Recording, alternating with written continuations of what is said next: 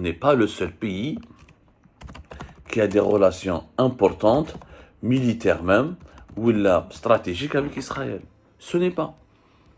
La Jordanie a normalisé ses relations avec Israël depuis 1994. Et la Jordanie aussi, c'est des traîtres. Donc il faut renforcer nos relations avec les Jordaniens. Et je rappelle que où est-ce qu'il est Abdelmajid Tebboune en ce moment? Notre cher président Abdelmajid Tebboune, il est où? Il est à Sharm el-Sheikh. À Sharm el-Sheikh pour participer à la COP27, qui est la 27e conférence des parties à la Convention cadre des Nations Unies sur les changements climatiques. C'est une conférence, un rendez-vous international très important pour étudier ensemble pour que les pays du monde essaient d'adopter des mesures concrètes afin de ralentir le changement, le réchauffement climatique dans le monde et trouver des solutions concrètes aux conséquences désastreuses et néfastes des changements climatiques sur les pays. C'est une réunion très importante à laquelle ont participé d'ailleurs des dizaines de chefs d'État. Pas uniquement le président Abdelmajid Tebboune. Emmanuel Macron est là-bas, Joe Biden va venir, le nouveau premier ministre britannique d'origine indienne va venir, pas mal de grands chefs d'État et d'importants chefs d'État seront à Sharm el-Sheikh. L'Égypte, qui a normalisé ses relations avec Israël depuis de très longues années, on l'a dit, depuis le début des années 80, dans cette conférence à laquelle participe Abdelmajid Tebboune en personne, il y aura une très forte délégation, je dis bien une très forte délégation israélienne. À la tête de cette délégation israélienne, qui sera présente à Sharm el-Sheikh et accueillie par M. Abdel Fattah Sisi, avec lequel l'Algérie essaye de sauver les meubles ou d'avoir des relations plus ou moins normales après pratiquement plus d'une année de crise ouverte. Et Sisi, rappelons-le, a boycotté l'Algérie lors de la célébration du 60e de l'indépendance du pays. Sa participation a été encore incertaine jusqu'à la dernière minute. Il est venu à Alger pour ne pas perdre son leadership, pour essayer de conserver son influence dans le monde arabe et parce que lui, il est venu en Algérie parce qu'il sait très bien que beaucoup de dirigeants arabes devront venir à Sharm el-Sheikh pour la COP27. Donc il n'a pas voulu mépriser ou diminuer ou rabaisser la Ligue arabe alors qu'il en a besoin. Il a besoin des dirigeants arabes parce que l'organisation de la COP27 en Égypte a suscité des critiques internationales très sévères. Beaucoup d'observateurs, de climatologues, d'ONG, d'activistes, des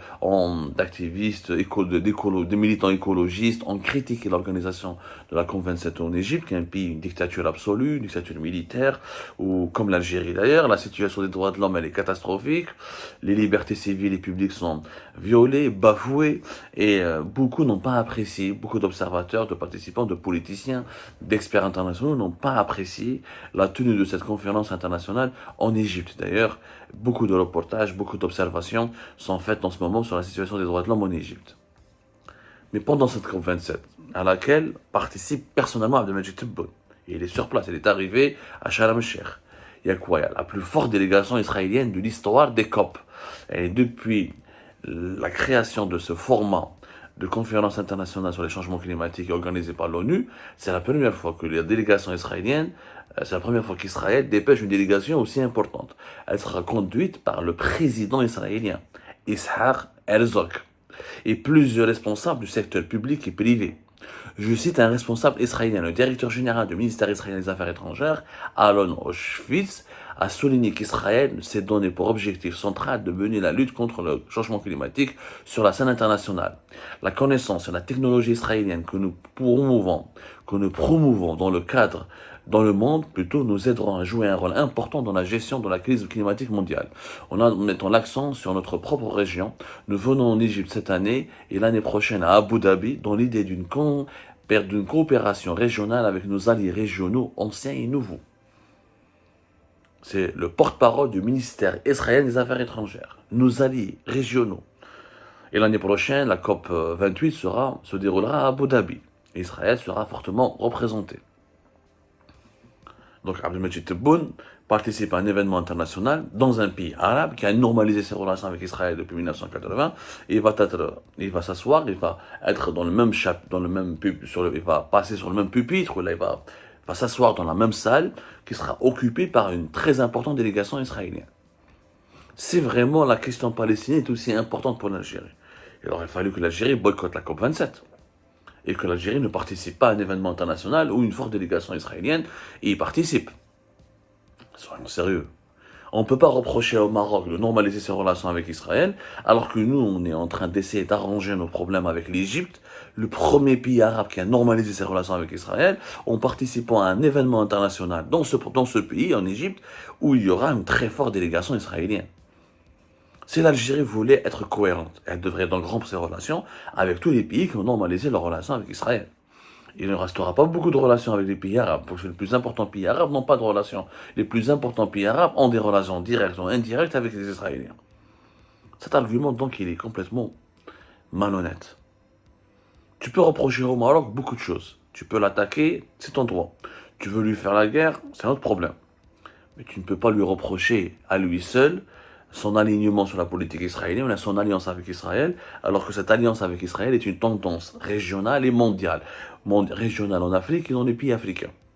Beaucoup de pays africains et des pays arabes sont en train de développer cette alliance avec Israël parce qu'ils veulent profiter des bienfaits du développement scientifique et technologique d'Israël.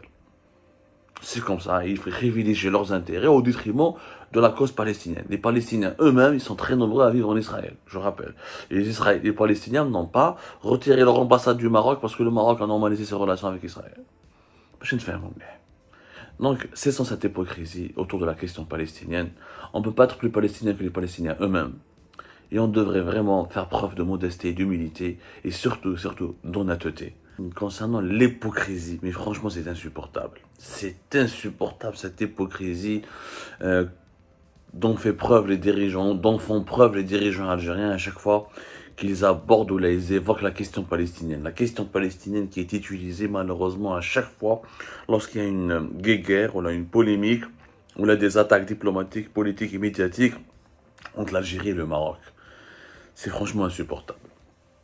Vraiment insupportable et c'est une situation très inconfortable et intellectuellement malhonnête parce que il n'y a pas que le Maroc qui a normalisé ses relations avec Israël, il y a un as. Le monde entier est en train de traiter avec Israël et le président algérien en ce moment se trouve dans un pays qui a normalisé ses relations avec Israël depuis 1980 pour participer à une conférence internationale à laquelle participe une très forte délégation israélienne. Donc il faut absolument cesser cette hypocrisie qui est vraiment ridicule. Les gens sont en train de se foutre de notre gueule.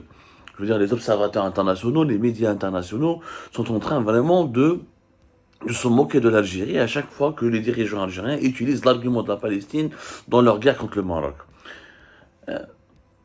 Je vous cite, c'est mon émlé. Alors, vous vous rappelez bien de cette fameuse dépêche de l'APS du vendredi 4 novembre 2022. Bourita ou l'insoutenable légèreté du faussaire patenté. Du faussaire patenté. Bien sûr, on a parlé, on a déjà fait 2 émissions concernant cette attaque en règle.